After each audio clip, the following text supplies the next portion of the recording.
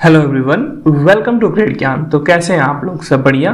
तो आज हम डिस्कस करने जा रहे हैं जो आपका खान सर का हिस्ट्री बैच है, ठीक है, जो ऑफलाइन में वो पढ़ाते हैं, वहाँ पे जो वो प्रैक्टिस सेट सॉल्व कराते हैं, यानी कि हिस्ट्री का प्रैक्टिस सेट जो वो सॉल्व कराते हैं, वही प्रैक्टिस सेट आज हम सॉल्व करने वाले हैं। और इसमें टोटल आपके हिस्ट्री के आपके 49 क्वेश्चन होंगे। तो आपको करना क्या है, आपको इस वीडियो को पहले देखो, इसमें जो क्वेश्चन है उनको खुद से अटेम्प्ट करने की कोशिश करो, और फिर जो मैं आपका आंसर बताऊंगा उससे आप मैच करो और आप बताओ कि कितना आपका क्वेश्चन सही है। और मैं आपको बता दूं कि ये जो आपका प्रैक्टिस सेट होने वाला है, ये हिस्ट्री का, ये आपके जिस एग्जाम में हिस्ट्री से क्वेश्चन आते हैं, चाहे आपका कोई भी एग्जाम हो, स्टेट पीसीएस हो, चाहे आपका एसएससी हो, चाहे आपका यूपीएसआई हो, बिहार एसआई हो, सारे के सारे एग्जाम में ये इंपॉर्टेंट होने वाला है। तो चलिए स्टार्ट करते हैं बिना टाइम को गवाए हुए। तो देखो, पहला क्वेश्चन पूछते हैं, जो रॉबर्ट ब्रूस फूड थे वो क्या थे? वो एक भूगर्भ वैज्ञानिक थे, पुरातत्वविद थे, या फिर पुरा वनस्पति शास्त्री थे, या फिर इतिहासकार थे? तो देखो, आपका इसमें जो राइट आंसर होगा, इसमें मल्टीपल ऑप्शन राइट हो सकते हैं। एक तो आपके रॉबर्ट ब्रूस फूड थे, वो एक भूगर्भ वैज्ञानिक भी थे, और क्या थे, वो पुरातत्वविद थे, ठीक है। तो इसका ए और बी दोनों राइट क्वेश्चन है, ठीक है। ना ही वो आपके इतिहासकार थे और ना ही क्या थे, पुरावन वनस्पति शास्त्री थे, वो क्या थे, भूगर्भ वैज्ञानिक और पुरातत्वविद थे। पहला क्वेश्चन सही हो गया। सेकंड क्वेश्चन देखो, सेकंड क्वेश्चन कहते हैं, कोपेनहेगन संग्रहालय की सामग्री से पाषाण, कांस्य और लौह युग का त्रियुगी विभाजन किया था, किसने किया था? ऑप्शन आपके पास थॉमसन ने किया था, लुबाक ने किया था, टेलर ने किया था, या फिर चाइल्ड ने किया था।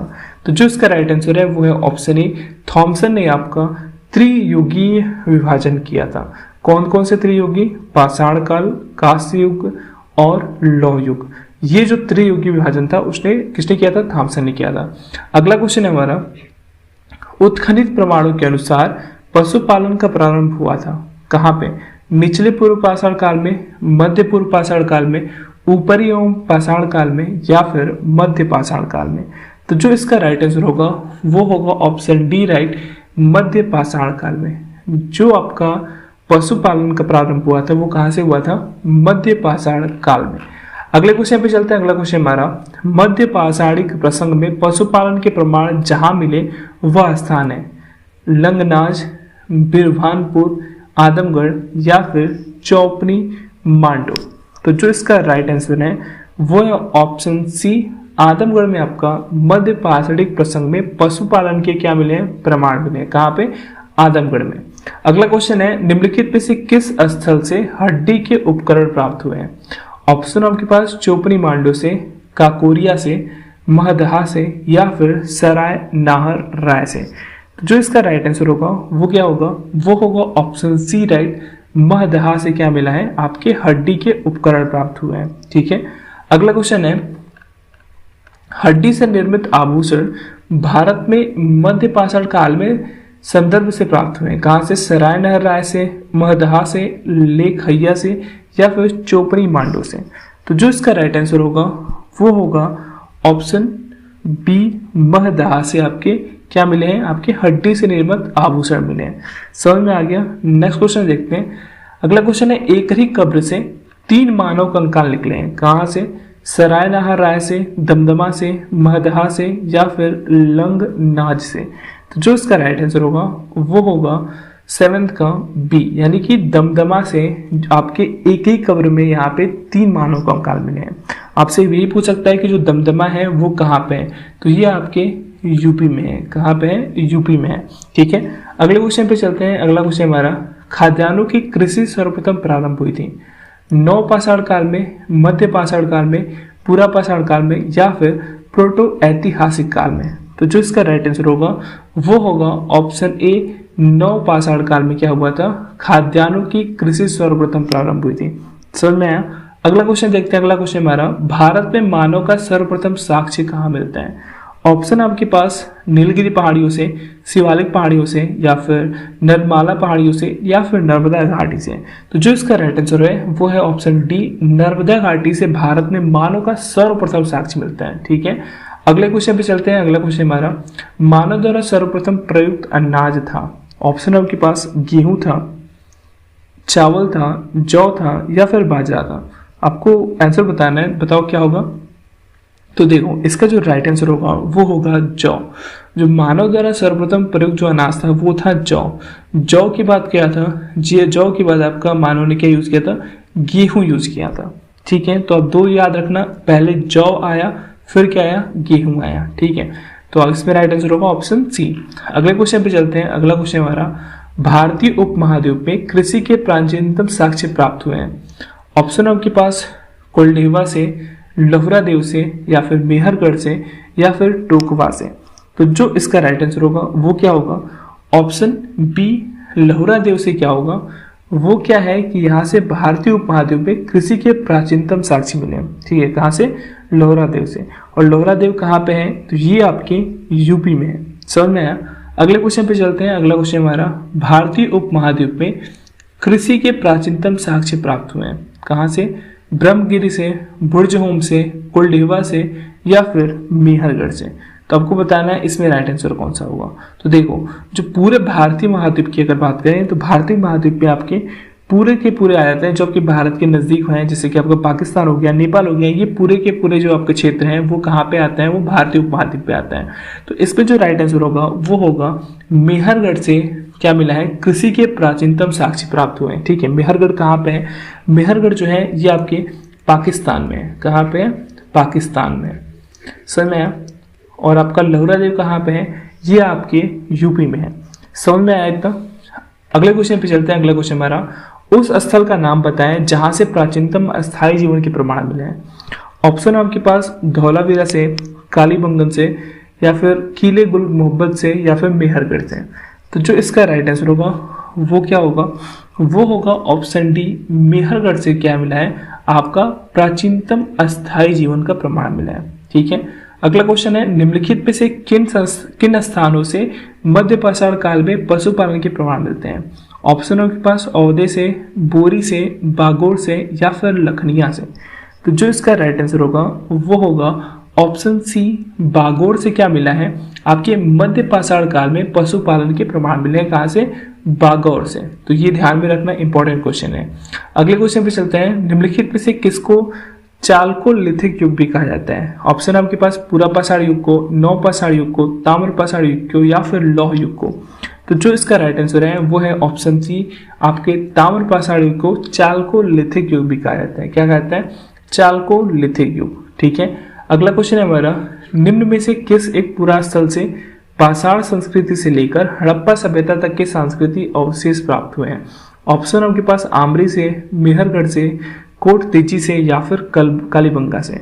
तो जो इसका राइट आंसर है वो है ऑप्शन बी, मेहरगढ़ जो है यहाँ पे पाषाण संस्कृति यानी कि एक पूरा स्थल है जो कि पाषाण संस्कृति से लेके हड़प्पा सभ्यता तक यहाँ पे संस्कृति के क्या मिले हैं, अवशेष प्राप्त हुए हैं।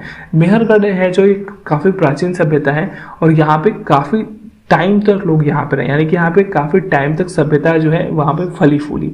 ठीक है, तो यहाँ पे आपके पूरे पाषाण संस्कृति से लेके हड़प्पा सभ्यता के यहाँ पे संस्कृति के अवशेष मिलते हैं। कहाँ पे, मेहरगढ़ में। अगला क्वेश्चन हमारा, नौदा टोली का उत्खनन किसने किया था। ऑप्शन के पास केडी वाजपेयी ने, वीएस वाकर्णर ने, या फिर एचडी सांकलिया ने, या फिर मार्टिमर व्हीलर ने। तो जो इसका राइट आंसर होगा वो होगा option C right, HD Sankalia ने क्या किया था, नौदा टोली का उत्खनन किया था। ठीक है, अगले क्वेश्चन पे चलते हैं। वृहद पाषाण स्मारकों की पहचान की गई है। ऑप्शन के पास सन्यासी गुफाओं के रूप में, मृतक को दफनाने के स्थान के रूप में, मंदिर के रूप में, या फिर उपयुक्त में से कोई नहीं। तो देखो इसका राइट आंसर होगा मृतक को दफनाने के स्थान के रूप में क्या किया जाता है, वृहद पाषाण स्मारकों की पहचान की गई है। देखो दो वृहद स्मारक हैं, इसको आप इंग्लिश में बोलते हो मेगालिथ, और इसका कौन से काल से संबंध है, तो ये आपके नौ पाषाण काल संबंधित है। ठीक है, यहाँ पे क्या होता था, यहाँ पे मृतक को काफी मतलब बड़े पैमाने पे दफनाया जाता था। ठीक है, अगला क्वेश्चन है हमारा, भीमबेटका किसके लिए प्रसिद्ध है। ऑप्शन के पास गुफाओं के शैल चित्र के लिए, खनिज के लिए, बौद्ध प्रतिमाओं के लिए, या फिर सोन नदी का उपागम स्थल के लिए। तो देखो जो भीमबेटका है ये प्रसिद्ध है आपका गुफाओं के शैल चित्र के लिए। और आपसे ये भी पूछ सकता है कि भीमबेटका कहाँ पे है, तो भीमबेटका आपके मध्य प्रदेश में है। ठीक है, और यहीं पे आपका भारत में क्या मिला है, यहाँ पे गुफाओं में चित्र मिला है। ठीक ठीक है, अगले क्वेश्चन पे चलते हैं। अगला क्वेश्चन हमारा, भारत में किस शिला आश्रय से सर्वाधिक चित्र प्राप्त हुए हैं? ऑप्शन आपके पास घगरिया से, भीमबेटका से, लेखाइया से या फिर आदमगढ़ से। तो आप जानते हो कि जो जिसमें सबसे ज्यादा भारत में शिलाश्रय से सर्वाधिक चित्र प्राप्त हुए हैं वो कौन सा क्षेत्र है? वो है भीमबेटका, जो कि कहाँ पे है? ये आपके मध्य प्रदेश यानी कि एमपी में है। अगला क्वेश्चन है अपना, गौरिक मृदभांड पाथ यानी कि ओसीपी का नामकरण हुआ था हस्तिनापुर में, अक्षत्र में, नोह में या फिर लाल किला में? तो जो इसका राइट आंसर है वो है हस्तिनापुर में आपका गौरिक मृदभांड पात्र का नामकरण हुआ था। देखो, आपसे ये पूछा सकता है कि हस्तिनापुर कहाँ है? तो हस्तिनापुर कहाँ है? हरियाणा में। कहाँ पे? हरियाणा में। और यहीं पे गौरिक मृदभांड पात्र का नामकरण हुआ था। समझ में आया? अगले क्वेश्चन पे चलते हैं। ताम्रसम काल में महाराष्ट्र के लोग मृतकों को घर के फर्श के नीचे किस तरह रखकर दफनाते थे? आपको डायरेक्शन बताना है। तो जो इसका राइट आंसर होगा वो होगा ऑप्शन ए, उत्तर से दक्षिण की ओर। ठीक है, आप इसको कैसे याद कर सकते हो? इसको याद करने का एक ट्रिक समझ लो। देखो, आपका जो चुंबक होता है वो किस डायरेक्शन में उसका फेस होता है? तो कौन से डायरेक्शन में होता है? नॉर्थ से साउथ। तो आप ये याद रखना कि आप कभी भी अगर नॉर्थ साउथ बोलते हो यानी कि उत्तर दक्षिण बोलते हो तो आप हमेशा उत्तर दक्षिण बोलोगे, ना कि दक्षिण उत्तर बोलते हो, क्योंकि ये नॉर्मल बोलचाल की भाषा में आ गया है। नॉर्थ साउथ, ना कि साउथ नॉर्थ बोलते हो। तो ये आपका नेमोनिक्स है, आप ऐसे याद कर सकते हो। ठीक है, तो इसका राइट आंसर क्या होगा? उत्तर से दक्षिण की ओर। ठीक है, अगला क्वेश्चन है हमारा, निम्नलिखित में से किस स्थल से मानव कंकाल के साथ कुत्ते का कंकाल भी सावधान से प्राप्त हुआ है? आपके पास ऑप्शन है ब्रह्मगिरी से, बुर्ज होम से, चिरांत से या फिर मास्की से। तो जो इसका राइट आंसर होगा वो होगा बुर्ज होम से। बुर्ज होम में क्या हुआ था? यहाँ से आपके मानव कंकाल के साथ कुत्ते का भी क्या प्राप्त हुआ था? कंकाल प्राप्त हुआ था सावधान से। ठीक है, बुर्ज होम कहाँ पे है? ये आपके कश्मीर में है। ठीक है, अब आपसे पूछा सकता है कि चिरांत कहाँ पे है? तो चिरांत कहाँ है? ये आपके बिहार में है। समझ में आया? अगले क्वेश्चन पे चलते हैं। गर्त आवास के साक्ष्य प्राप्त हुए हैं कहाँ पे? बुर्ज होम से, कोल्डीवा से, ब्रह्मगिरी से या फिर संगन कल्लू से। तो जो इसका राइट आंसर है वो है आपका बुर्ज होम से क्या प्राप्त हुआ है? आपका गर्त आवास, यानी कि नीचे यहाँ पे लोग रहते थे। बुर्ज होम कहाँ पे है? कश्मीर में है। नीचे क्यों लोग रहते थे? तो आप जानते हो कि कश्मीर में काफी ठंड पड़ती है, तो ठंड से बचने के लिए लोग क्या करते थे? नीचे, यानी कि जमीन के नीचे जो आपका कुछ गड्ढा खोल के वहां पे गर्त में रहते थे, वहां पे आवास करते थे। ठीक है, अगला क्वेश्चन हमारा, विंध्य क्षेत्र के किस शिलाश्रय से सर्वाधिक मानव कंकाल मिले हैं? मुरहनापाड़ा से, घगरिया से, बघहरीखोर से या फिर लेखिया से? तो जो इसका राइट आंसर है वो है लेखिया से क्या मिले हैं? आपके सर्वाधिक मानव कंकाल मिले हैं। ठीक है, अगला क्वेश्चन है हमारा, भारतीय पुरातत्व सर्वेक्षण निम्नलिखित विभागों मंत्रालयों में से किसका संलग्न कार्यालय है?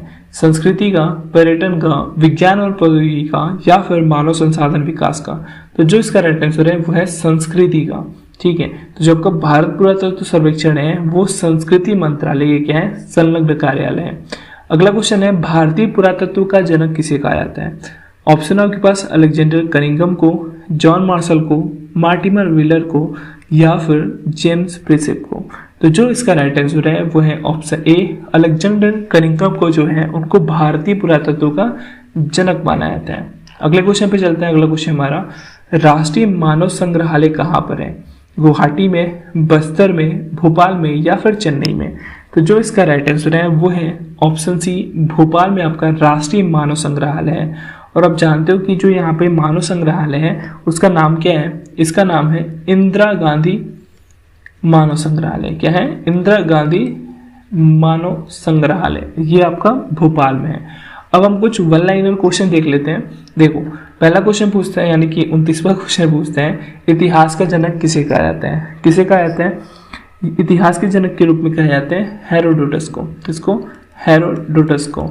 ये आपके क्या कहलाते हैं? ये आपके हैं हेरोडोटस। ये जो है आपके इतिहास के जनक कहलाते हैं। अगला क्वेश्चन है हमारा, इतिहास को किसने विज्ञान के बराबर तुलना दिया है? तो किसने दिया है? आपके व्यूरी थे जिन्होंने क्या कहा है कि इतिहास को एक विज्ञान से तुलना की है। ठीक है, इतिहास को विज्ञान उन्होंने बोला, किसने? व्यूरी ने। अगला क्वेश्चन है हमारा, मानव द्वारा आग की खोज किस काल में की गई है? तो कौन सी काल में की गई थी मानव के द्वारा आग की खोज? ये हुआ था आपका पूरा पाषाण काल में। कहाँ पे? पूरा पाषाण काल में। अगला क्वेश्चन है, मानव ने अपना सर्वाधिक समय किस काल में बिताया था? कौन से काल में बताया था? तो ये भी आपके पूरा पाषाण काल में मानव ने सबसे ज्यादा समय बिताया। कब से कब तक बिताया? तो ये बताया था 25 लाख बीसी से लेके कितने तक? ये आपका नियर अबाउट था 12,000 बीसी तक। ठीक है, 25 लाख ईसा पूर्व से लेके 12,000 ईसा पूर्व तक आपके पूरा पाषाण में लोगों ने इसमें सबसे ज्यादा सर्वाधिक काल, इसी काल में आपका सर्वाधिक समय बिताया था मानव ने। ठीक है, कौन से काल में? पूरा पाषाण काल में। अगला क्वेश्चन है, मानव का जीवन पूरा पाषाण काल में कैसा था? तो देखो, जो इस समय जो आपके मानव का जीवन था वो कैसा था? वो था खानाबदोश। खानाबदोश क्या होता है? तो मतलब इस टाइम पे लोगों को केवल एक ही चीज से मतलब था, वो था खाना का। कैसे वो खाना का व्यवस्था करते थे?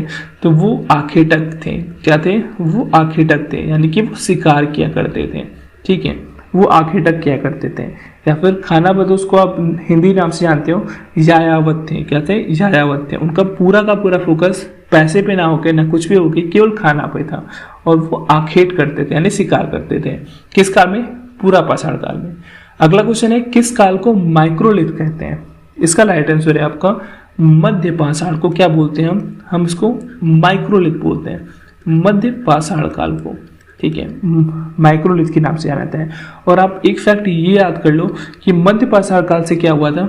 जो आपका अंत्योष्टि कार्यक्रम होता है, क्या? अंत्योष्टि कार्यक्रम, इसकी शुरुआत भी कहाँ से हुई थी? आपके मध्य पाषाण काल से होती है। अंत्योष्टि होता क्या है? तो देखो, अंत्योष्टि का मतलब होता है अंतिम संस्कार करने की तरीका। जो आपका अंतिम संस्कार देखते हो कि हिंदुओं में आपका क्या होता है? अंतिम संस्कार क्या होता है हिंदुओं में? हिंदुओं को जलाया जाता है, कुछ प्रक्रिया होती है, तो वही आपकी अंत्योष्टि प्रक्रिया होती है, यानी कि अंतिम संस्कार की प्रक्रिया होती है। इसकी शुरुआत कहाँ से हो गई थी? मध्य पाषाण काल से हो गई थी। तो ये हो गए कुछ एक्स्ट्रा फैक्ट मध्य पाषाण काल से। ठीक है, अगला क्वेश्चन हमारा, मानव ने कब अंत्योष्टि कार्यक्रम प्रारंभ किया था? तो मैंने आपको पहले ही बता दिया कि कब किया था? मध्य पाषाण काल में। ठीक है, अगला क्वेश्चन है हमारा, गेरुवर्णीय मृदभांड शैली का संबंध किससे है? तो देखो, इसका संबंध आपका किससे है? इसका संबंध आपके है मिट्टी के बर्तनों से। ठीक है, और उसका रंग कैसा था? गेरू रंग का था। ठीक है, और ये कौन से जगह से इसका संबंध है? तो इसका संबंध है आपके हस्तिनापुर से। कहाँ से? हस्तिनापुर। और आप सोचो ये हस्तिनापुर है कहाँ? तो हस्तिनापुर है आपका हरियाणा में। ठीक है, और आपने हस्तिनापुर का नाम सुना होगा कहाँ? महाभारत में। अगला क्वेश्चन हमारा, मानव द्वारा पाला गया प्रथम जानवर कौन सा था? कौन सा था? कुत्ता था, डॉग था। और इसीलिए सबसे पहला जानवर पालतू होने के कारण ये बहुत ही वफादार होता है। अगला क्वेश्चन हमारा, मानव द्वारा खोजी गई पहली धातु कौन सी थी? तो कौन सी धातु थी? तांबा था। कौन सा था? तांबा धातु जो था वो मानव द्वारा पहली धातु खोजी गई थी। अगला क्वेश्चन है, भारत में कृषि के सबसे प्राचीनतम साक्ष्य जो अभी खोजे गए हैं वो कहाँ से खोजे गए हैं? तो कहाँ से खोजे गए हैं? वो खोजे हैं आपके लोहरादेव से। कहाँ से? लोहरादेव से। लोहरादेव है कहाँ? तो लोहरादेव है आपका यूपी में। और यहाँ से आपके सबसे प्राचीनतम साक्ष्य मिले कृषि से रिलेटेड। ठीक है, अगला क्वेश्चन है हमारा, मेहरगढ़ में खेती कितने वर्ष पहले की गई थी? बहुत ही अच्छा क्वेश्चन है। आपको बताना है कि मेहरगढ़ में आपको टाइम बताना है कि कितने वर्ष पहले की गई थी। तो मेहरगढ़ है कहाँ? तो मेहरगढ़ आपकी पाकिस्तान में है। और यहाँ पे जो खेती हुई थी वो कितने वर्ष पहले हुई थी? तो ये हुआ था 7,000 ईसा पूर्व हुआ था यहाँ पे खेती। अगला क्वेश्चन हमारा, लोहरादेव जो है वो आपके यूपी में है। लोहरादेव में खेती कितने वर्ष पहले की गई थी? तो कितने वर्ष पहले की थी? तो ये हुआ था 8,000 बीसी पहले। ठीक है, 8,000 ईसा पूर्व पहले आपके लोहरादेव में खेती हुआ था। तो अगर आपसे ये पूछा जाता है कि मेहरगढ़ पुराना है या फिर लोहरादेव, तो का सबसे प्राचीनतम साक्ष्य कहाँ मिले हैं? तो कहाँ पे आपका आंसर राइट होगा? वो होगा लोहरादेव में। ठीक है, तो ये कहाँ पे? यूपी में है। अगला क्वेश्चन हमारा, मेघालिथ का संबंध किस काल से है? तो किस काल से है? तो मेघालिथ का है आपका संबंध नव पाषाण काल से। ठीक है, किस काल से? नव पाषाण काल से है।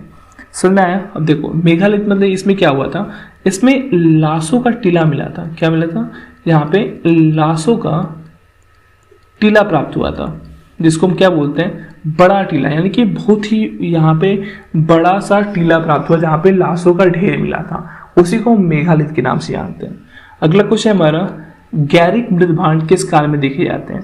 तो किस काल में देखे जाते हैं आपके, ये आपके ताम्र पाषाण काल में देखे जाते हैं। किसमें?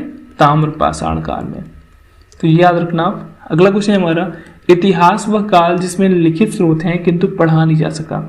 ठीक है, आपको बताना है कि कौन सा ऐसा काल है जहां पे स्रोत तो उपलब्ध है लिखित, लेकिन उनको पढ़ा जाना संभव नहीं हो सका।